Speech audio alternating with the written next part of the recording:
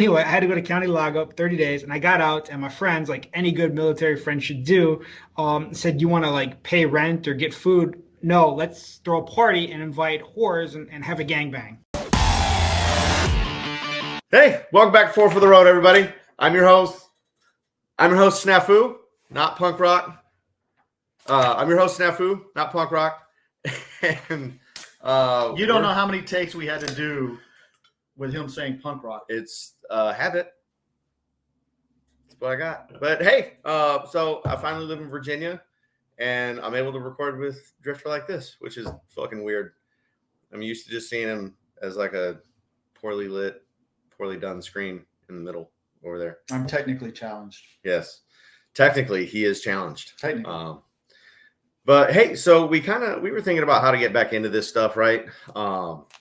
Try to talk about, different ways to approach getting back into the show. We just said, well, let's just start from the beginning, which I thought meant, hey, let's re-record all our old episodes. That was not the case. So he meant start from the beginning, like you're a new guy that likes the idea of the motorcycle club culture, right? Yeah. You're sitting in your living room thinking about, hey, what's this motorcycle club business? I don't even know motorcycle clubs, but I'm kind of interested. What do you do? How do you get started? Well, first you have to buy a gun. No, you got to run guns out of Northern Ireland. No. You get there, right? But you have to buy guns, and you have to beat women. This sounds expensive. It does, dude. The jail time alone is gonna be fucking crazy. But no, I think first step is you got to ride, and I would suggest not within the first year of you riding, because you need to be comfortable with yourself first on your motorcycle. You need to know how it's going to react in certain situations, stuff like that. Especially when you're riding in a group, because depending on how your club rides, you might be riding handlebar to handlebar at 90, allegedly. Well, you got allegedly. And if you don't know how to ride, you're just a liability at that point. I'm not trying to be disrespectful or anything like that, but let's just call a spade a spade. You know what I mean? But what do you think? So you learned how to ride your motorcycle. You're very confident on it. Been riding it for a year or more. Sure. And then you watch Sons of Anarchy, and you're like, then you're in there. You know everything you need to know. Yeah. Now, so this is geared for that guy. He's heard about motorcycle clubs. He likes the idea of riding with other guys. He rides by himself, and we have a lot of articles and that stuff about what to do as a prospect, what to do when you're looking at a club. But I think the first step is you got to find that club, and it's difficult. It's depending on where you are, it can be very difficult. And I honestly I don't know what that search is like. Because it was no secret. I was part of a club when I was in California. And I just kind of ran into those guys at a bar.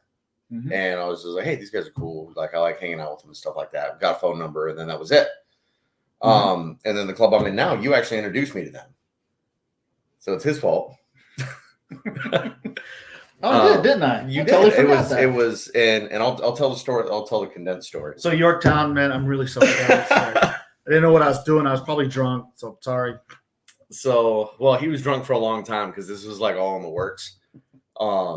I was stationed in Jacksonville, Florida, and I came up here because I have family, we'll just say west of Williamsburg. And, I know he lives up here. So I was like, hey, man, I'm going to be kind of close. It'd be kind of cool to meet you in person for the first time.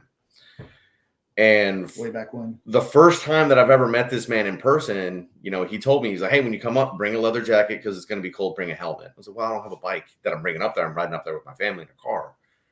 And he's like, yeah, cool. Bring that shit. So I brought that shit.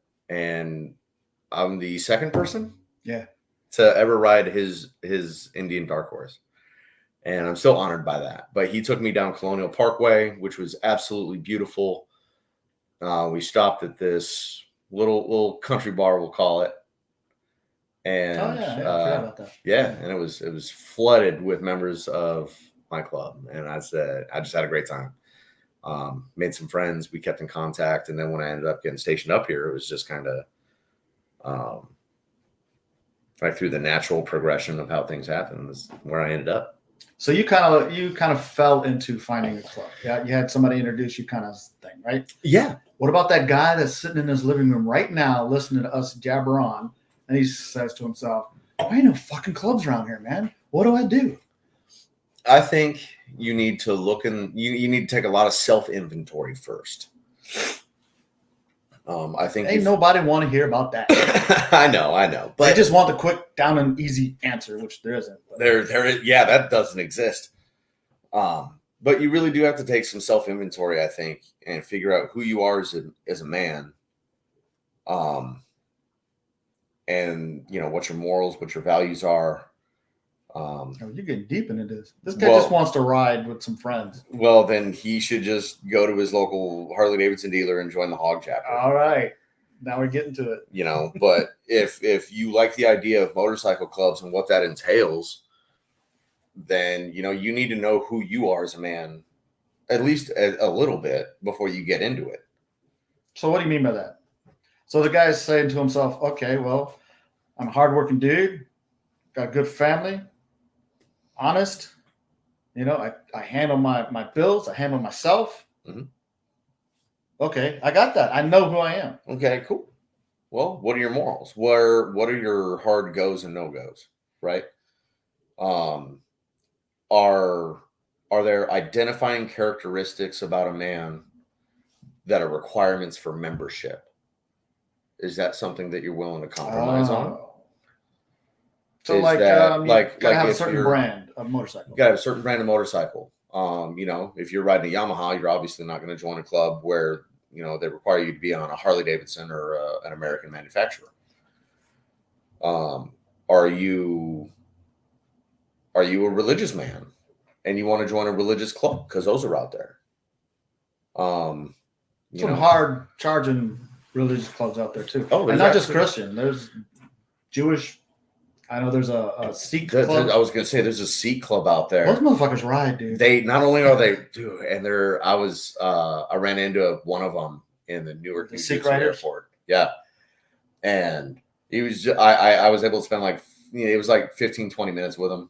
Yeah, but he was just a really cool dude. I was wearing one of my club's hoodies, and he was just like, "Hey man, are you?" I was like, "Yeah, that's me." He's like, "Hey dude, it's fucking nice to meet you." Oh shit. Oh, right just awesome dude. Anyways, getting off topic here, but that's what we do. Yeah, that happens. You'll have that on them big jobs. But just find out who you are as a man, what you want out of the club, and what you're willing to give to the club. Because not everybody's 100% look the same. And that's absolutely okay. That's fine. But if that club is going to require more than what your 100% is, there you go. That's not your club. Yeah. Using my club as an example, if there's a guy that's able to come out one day a week, maybe twice a month, that's probably not going to be a good fit for him. Because we take the family aspect of it very seriously. These are my brothers. And if I'm not physically riding with them, I'm probably texting with them in the group chat, talking shit. You know what I mean? And, we're together a lot. And for the guy that's able to show up twice a month, we're probably not a really good fit for him. And again, that's okay. That's no disrespect to him.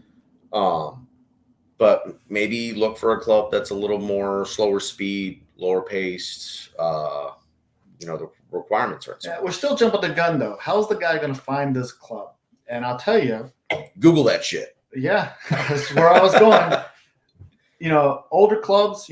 Like both of our clubs are really old, but older clubs. Who are you calling old? You fucker. But you got way more gray in your beard than I do. No, that's distinguished. There's a difference.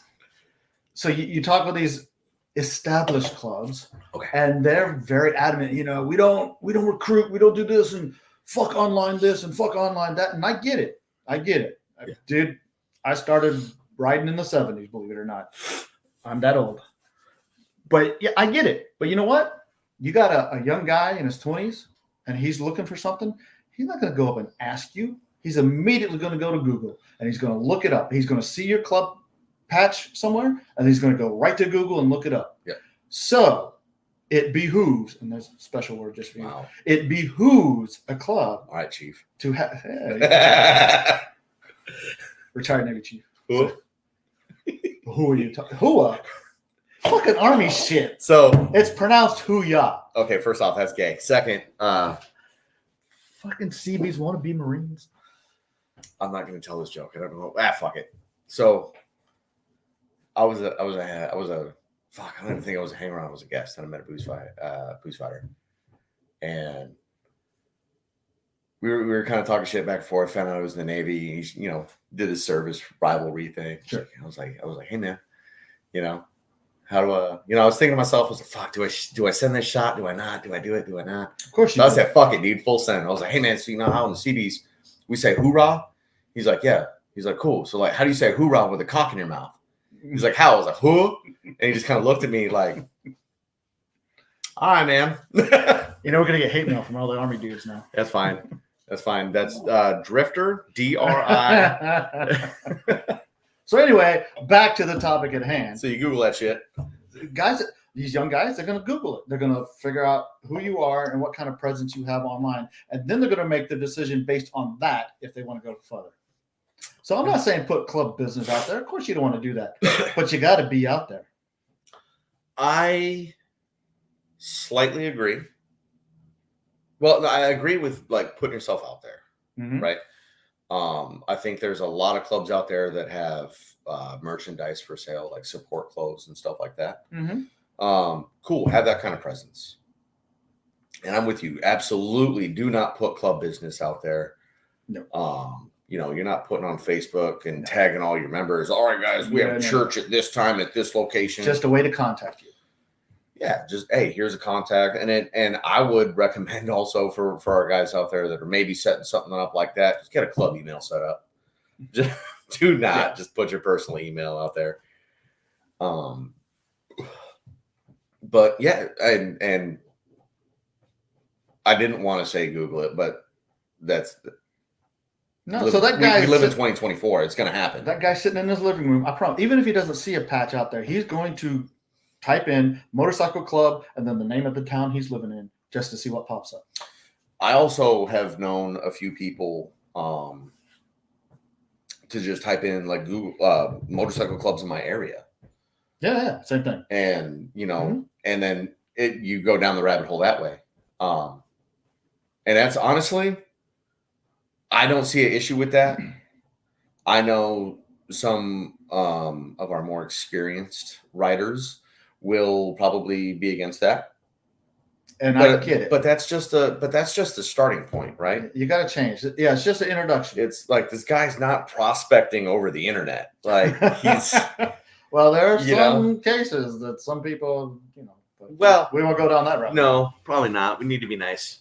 Right? We're just getting settled back in here. All right. Yeah. Let's make this a nice episode. Double barrel still collecting dust in the garage, all right? No fires. So that's just the starting point, right? It's like, okay, cool. Exactly. I'm Googling, fucking Drifters Club, right? Fucking what club are you in? I think you know. We're cousins. So oh shit, that's right. We are. I'm just playing. So I Google, 13 rebels in my area, and then nothing pops up. It's like, fuck. Okay, well, 13 rebels. And then something will come up somewhat close to me. In fact, how you did that? I did what? You like hunted your club down. Yeah. So whenever I wanted to get it, I wanted to know this because I'm a motorcycle history nerd. I was a fucking hound dog with this shit. I chased these motherfuckers down. Finally found the guys, and the rest was history from then on. I was fucking tied to it from then on. Man, see, and that's the way to go.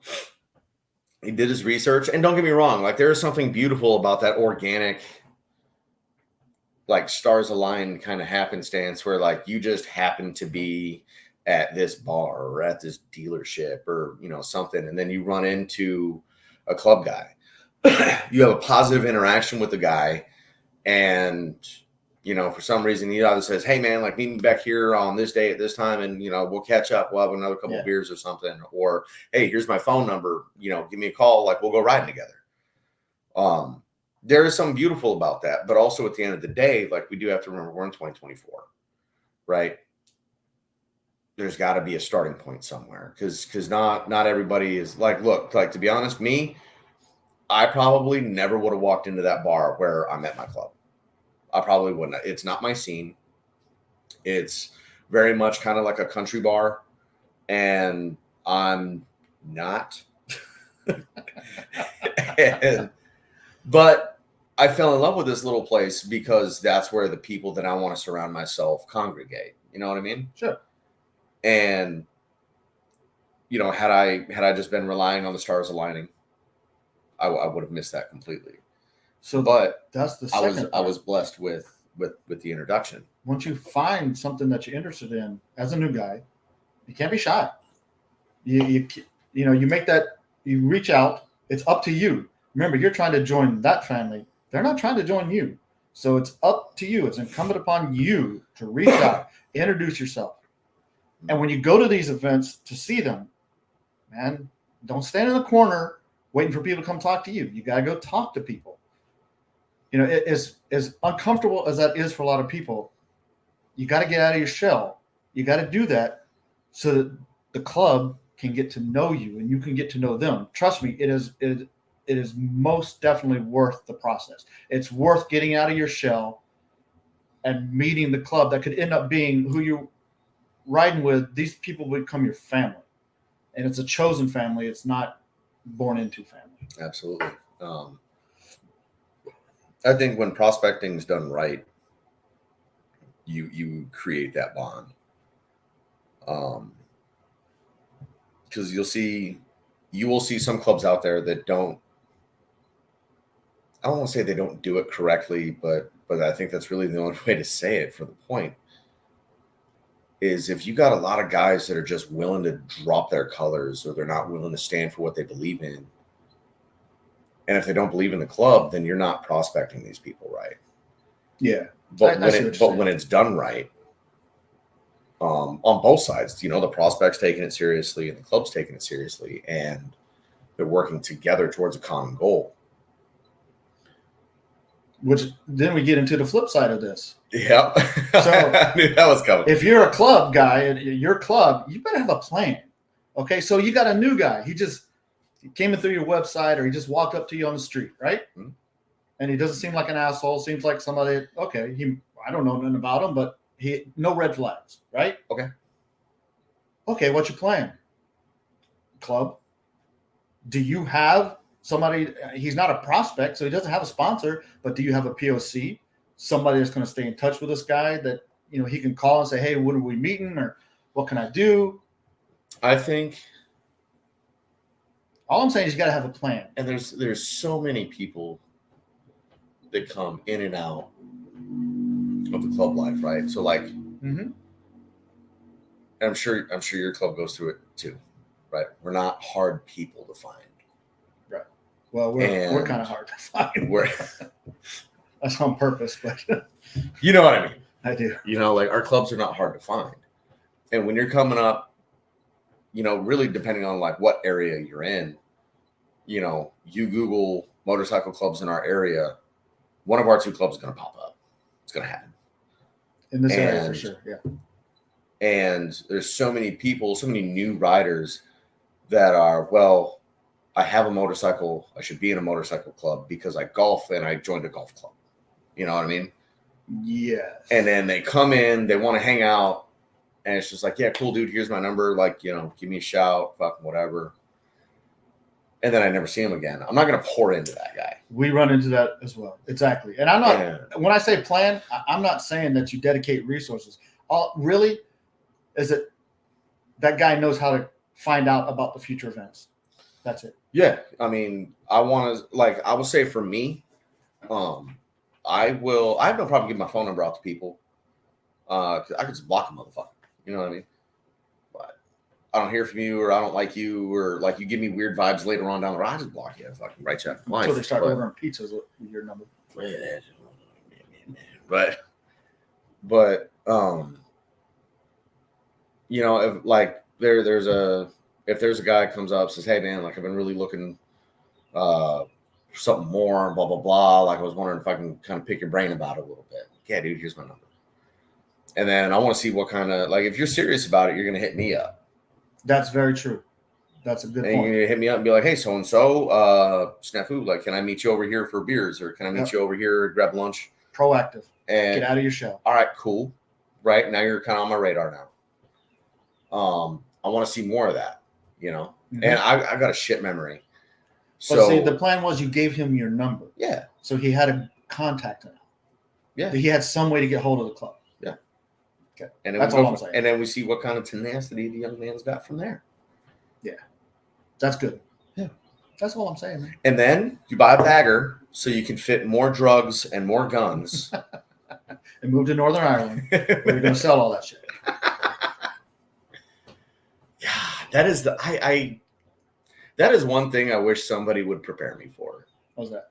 Is just the giant common misconceptions. Like everybody's a gang member, everybody's this. You're going to have to everybody's share that. your wife. Oh, that's another big one. Yeah. Is like, oh yeah, you know.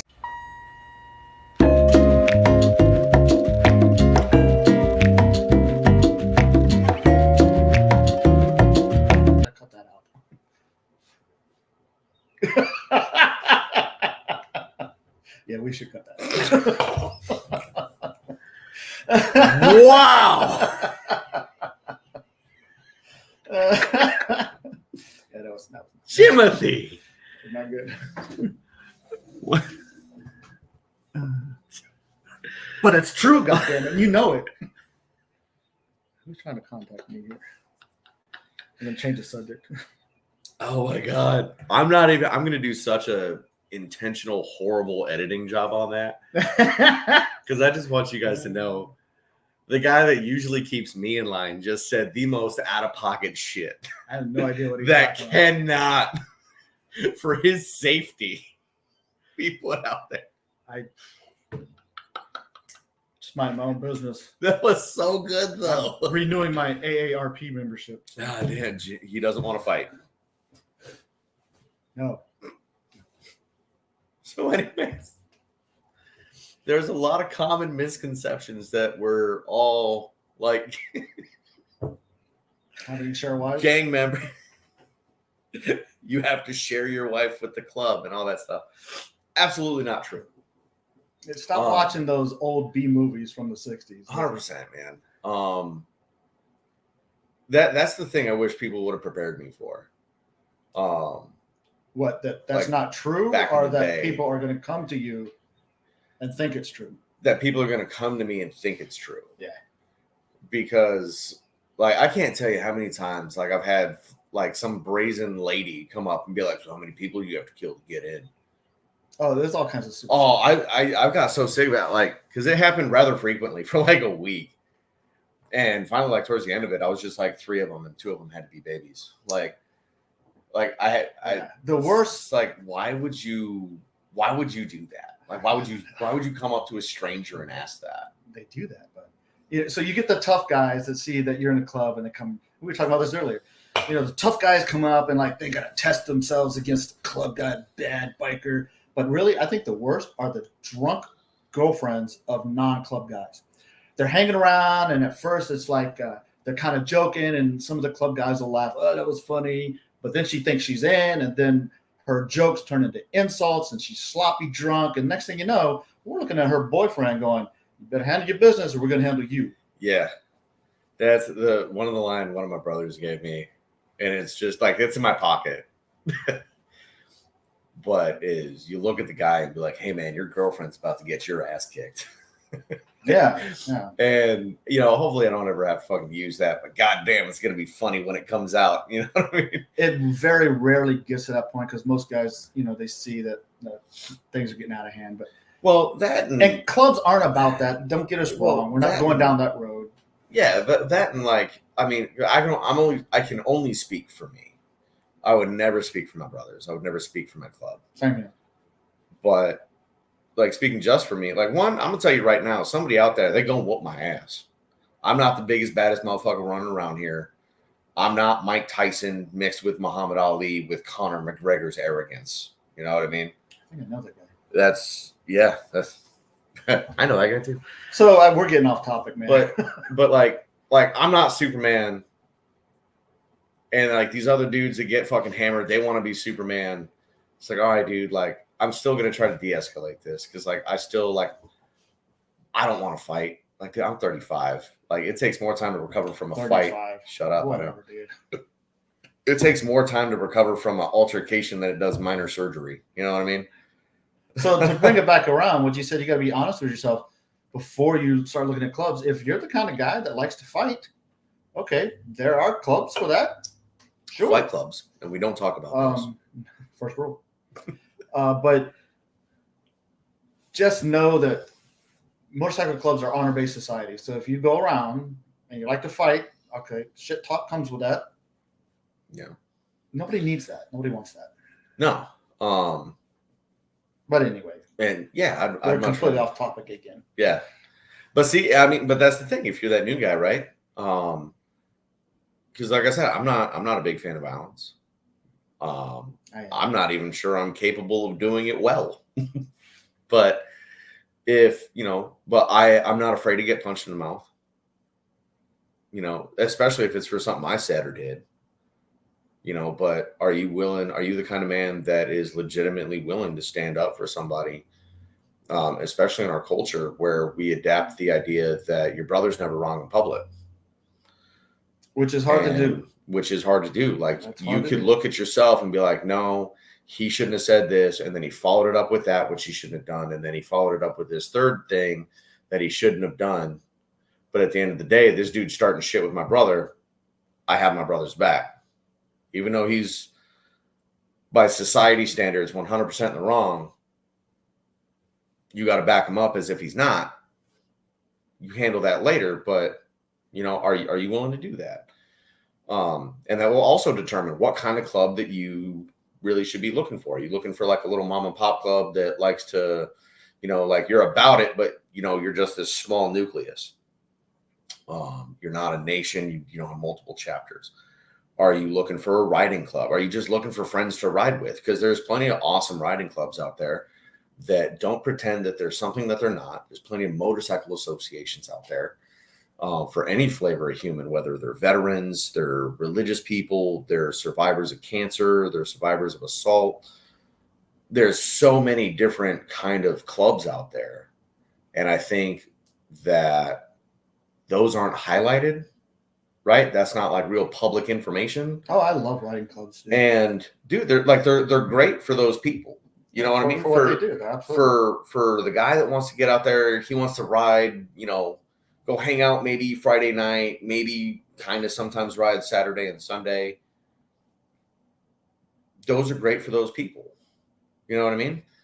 And I think people come to clubs like ours where the requirements are not sometimes kind of maybe. You are, you aren't, right? And that puts a sour taste in their mouth because they had that expectation of what like a riding club offers.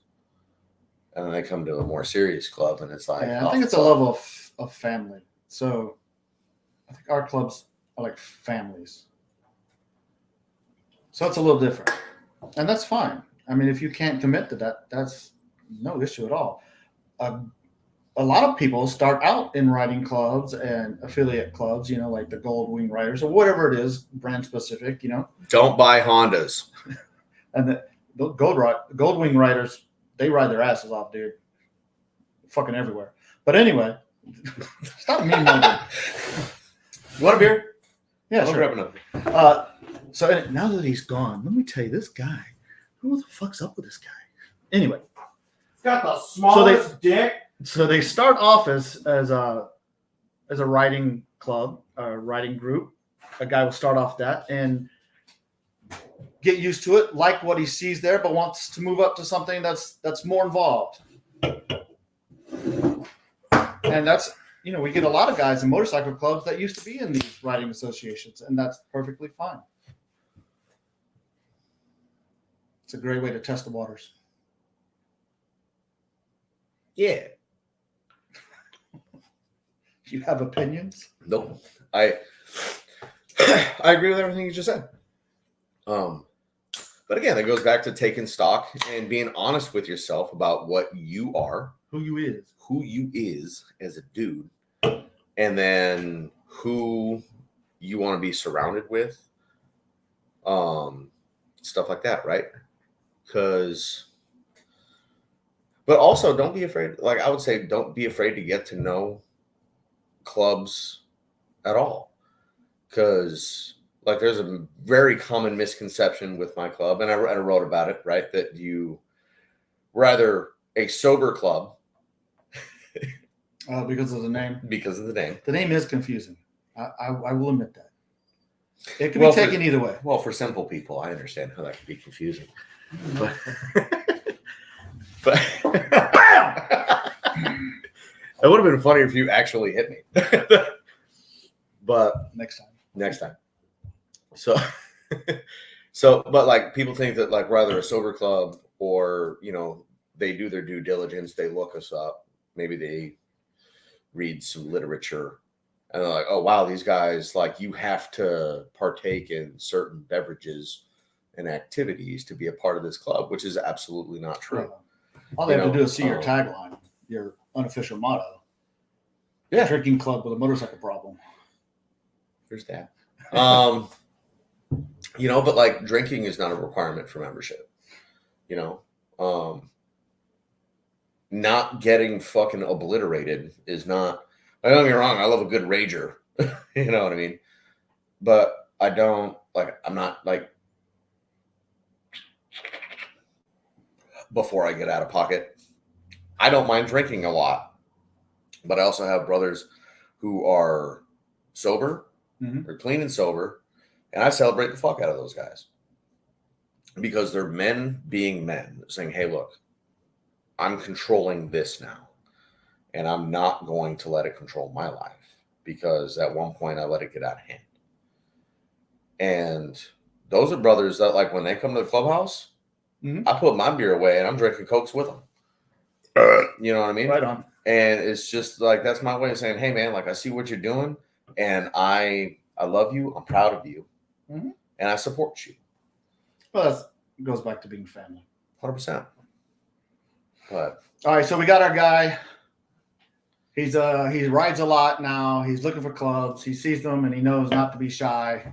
Get out of his shell. Go and introduce himself. Yep. Oh, he does an online search. However, so what's he supposed to like? Okay, here we go. Yeah. He found something. He saw a patch. He looked them up. They have a website, and now he can write to them, send them a message. Okay. What's he gonna say? I would just say, hey, my name's Jim. I love huge, fat, sweaty wieners. And no, just I mean, if they have a website, I would say, you know, just fucking one. I don't think a lot of people, and this is like a fucking do better. I don't think a lot of guys monitor the email that the website's connected to. So do better. But you know, Joe Schmo's writing in. I was just like, hey, I'm Joe. I found you guys and I was trying to, you know, fucking just kind of come around and see what you guys are about. I was wondering if I could get in contact with somebody to maybe hang out with and, you know, meet up and have a couple beers. You know, that's perfect. See how he didn't go into this long diatribe of I was born a poor black child, blah, blah, blah, blah. I was this and I was that, and I'm going to do this and I want to do this and keep it simple. This is me. I saw you guys out and about, or I heard about you guys. Like to get to know more. And that's it. Yeah. How can we meet up? Yeah. And remember, no cops. So all this needs to be, that's just the introduction. The questions and the get to know yous, that's never done online. That's face to face. So that whole online presence is just to get the introduction. That's it. The rest, because you know, this is a family. So you're not going to pick a family over the internet. You got to go and you got to meet, you got to get out of shell and you got to talk to these guys. Yeah. That's what you got to do. And don't get me wrong. There's definitely something to be said for creating bonds over the internet, right? Because I mean, this is a perfect example right here, right? Never met this man, day of my life. I think we've been working together for like a year or two. That's because you live in another part of the country. Yeah, but like I had this bond, I already felt like I knew you. Yeah. By the time. But you weren't trying to join the club. I was trying to join that page. That's true. Motherfucker. But how'd you hear about 4 for the Road? I think some fat dude in Florida told me about it. All right. I think he moved somewhere north. That guy? Jackass. The one who shall not be named. Yeah. He's dead. But if you're listening, get your ass back over here. Oh, no. I was talking about this guy. No, jackass. That's how I heard about 4 for the Road. No. How did fucking punk rock hear about it? He fucking made it. No. How did you hear about the page? You didn't just So 4 for the Road started out as a podcast and a place to park the podcast. 3 for the Road. Yeah, it started out as 3 for the Road, to be honest. Cool. But you were writing on that other page with us. How did you? Oh, yeah. So I guess my question was not phrased very well. Yeah, motherfucker. How did you find out about us writers? I think so. That page that I initially found y'all on was like the standard for like open air, like history, tradition, and protocol discussions, right? And a club that I was hanging out with at the time said, hey, man, this will give you kind of a jump start, like kind of a head start on learning all this stuff. You should follow it. So I did, and I really liked the articles. I loved the stories. And honestly, it was you and Andar, Dave, that really like made it for me. And I love reading your stories. I love reading his history pieces. Your history pieces need some work. Yeah, I've always said that. But you're also writing it from memory, not research. So I get it. Well, when you were there, you were there. You were there. And then I remember seeing a couple guest articles. I was like, man, I wonder how you get a guest article published, because I got some shit I want to say. Yeah. And I remember I wrote in, and I think it was Blade wrote me back and said, hey, fucking, this is how you do it. So, okay, cool. I did it. And I kept doing it. And then I kind of stopped for a little while. Yeah. And then that's when Blade came up to me at a COC meeting. He was like, hey, man, fucking, where you been at? I was like, what do you mean? What? Because I didn't know that he was that Blade. You know what I mean? Yeah. Because look, a lot of road names get reused in different clubs and stuff like that. What's that, Tiny? Huh? What's that, Tiny? Tiny, Lucky, Drifter. No, there's only one. God damn it. But yeah, he kind of was like, hey, like, I'm Cornelius Kane, fucking blah blah blah. Yeah. Oh shit, okay, cool. And then I got back at it, and because I look up to him, and he told me kind of get back at it, so I got back at it, and eventually he called me one day. He's like, hey man, I want to have lunch with you. And we went out, we had lunch, and he's like, hey man, so like we're kind of offering you a spot on the page. You want it? So, fuck yeah. He brought me into it also. So same thing. I saw the page, that other page that we used to be on, and kind of liked what I read.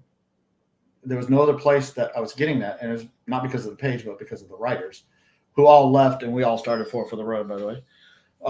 So I started out doing a guest article. I did 1 or 2 of those, and then I did the story, Road to NOLA. I don't know. That's the one. The guy's on his way to New Orleans, and he stops. So I wrote that short story, and Professor Blade read it and said, "Look, I love this. I'm going to cut it into 2 because it's too long, just for the page." So he published the first one in the morning, the second one in the afternoon, and I remember reading about it, and I was so proud. Ooh, I'm published now. Ooh, look And at me. you're like watching the likes. I'm looking at the likes and I'm reading all the comments. And one guy said, and I'll never forget this, man, because it really hit me. Like he said, basically said, this fucking drifter guy's got me crying in the Harley-Davidson parking lot. God damn it. And that was part one. So now I gotta wait here for part two. And that's a powerful story. Yeah. And then he said, you guys need to get him as a staff writer. And then I saw Professor Blake come in. Yeah, we're trying. We're gonna get him. Don't worry. So that's how I got it. I don't think anybody. I don't recall any comments about like, oh fuck, this dude needs to be on staff. It was mine were all just like, hell yeah, brother, amen. This The hell yeah, brother. So when you guys come into our comment section, we read all that, and we don't get paid for these articles. It's a lot to do this, and really that's our reward, basically, is to be able to talk to you. I've met so many people all over the world because of this page. I got to ride with a club in Iceland because of this page. That was pretty fucking awesome. Oh shit. Yeah. So Mick Lowe, we're gonna get you on. Hope you're listening. Not that other one. Not the other one. So you're aware. I ain't forgot about that shit either. I ain't gonna bring it up. Easy, killer. Easy. I'm cleaning my nails. My bad.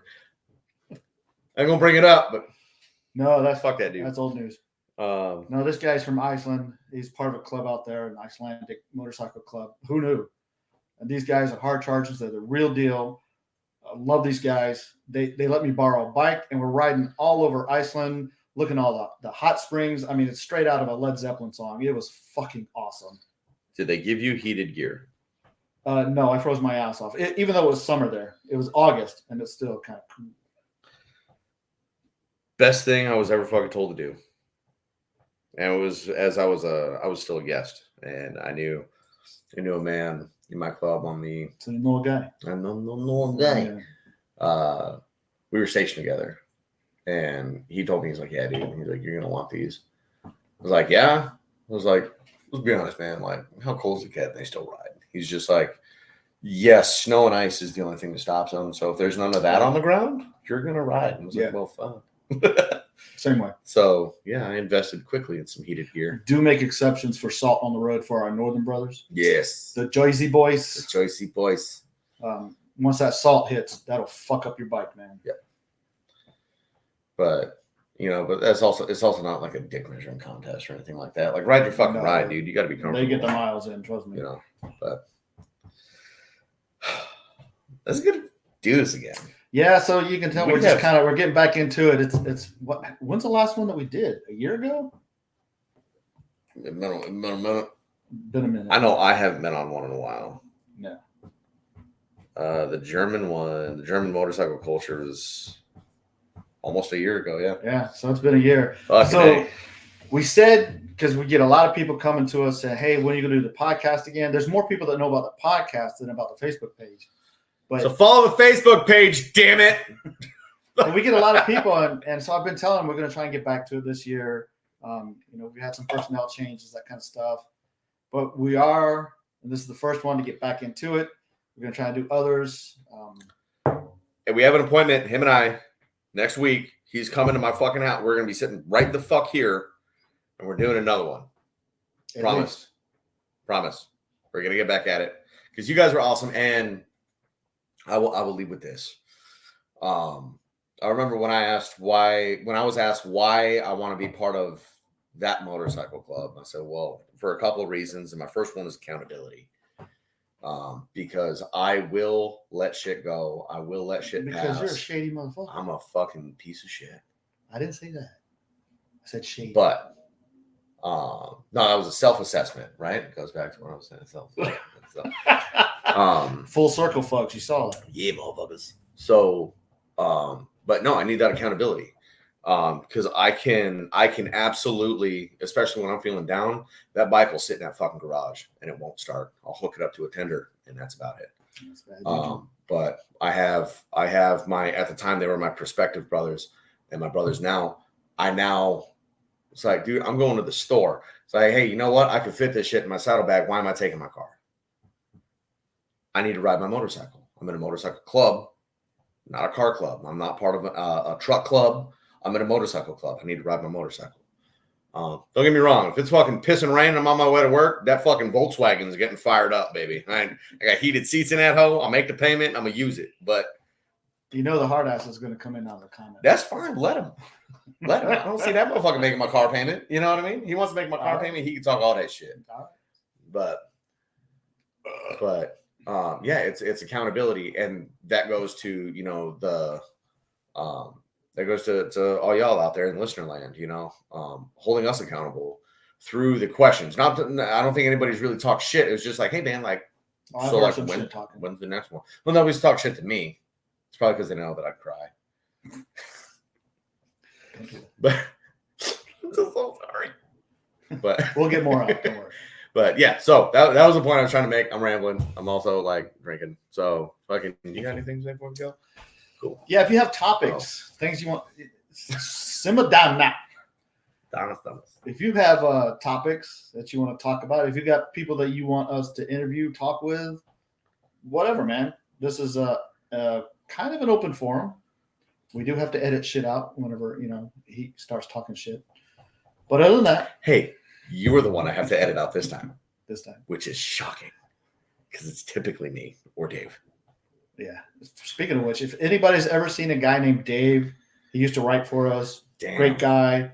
I kind of forgot what he looks like, but if you happen to see him somewhere out in the road, tell him to drop us a line. We'd love to hear from him. I'm no police officer, but I'm pretty sure those are shots fired. So, thanks. We'll see you next week. Bye.